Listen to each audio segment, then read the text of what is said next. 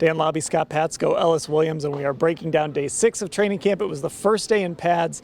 Most of the teamwork was red zone stuff, and if we're being honest, Baker Mayfield struggled today. He was visibly frustrated, was kind of trying to fire up his teammates a little bit. He just could not really get things figured out today. So Scott, what did you see from Baker today?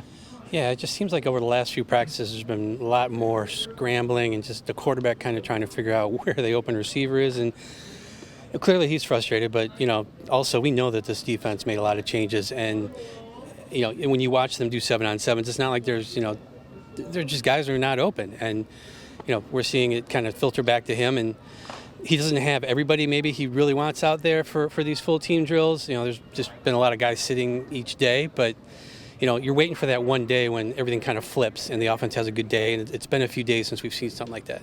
Ellis, what did you see from Baker today?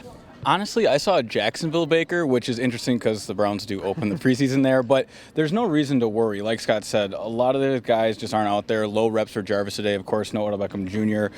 But you saw Baker be wildly inconsistent, and then on the money. He had a ball to Donovan Peoples-Jones on the right sideline where DPJ broke off Denzel Ward, and the ball was perfect from Baker. So some highs and lows, and just probably what you expect in the first day you put on pads. Well, one of the guys that did benefit was Mack Wilson, Scott, and you were watching the linebackers today. Yeah, we didn't get to see JOK in full team drills. He was out there, but Mack Wilson kind of really stood out, and he's pretty much been the frontline weak side linebacker throughout camp here.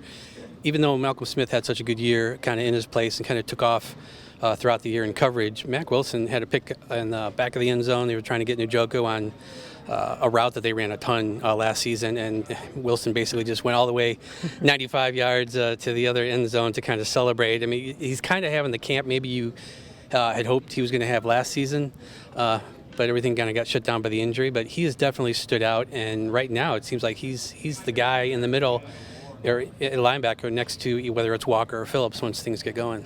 Now, Ellis, the guys in front of those linebackers, I know you're going to talk more about this, but number 90 has been putting on a show, especially these last couple days. Yeah, today was spectacular, and I don't mean to alarm Browns fans or get your hopes up, but warning, Jadeveon Clowney is as advertised in moments, and that's what we get here at practice.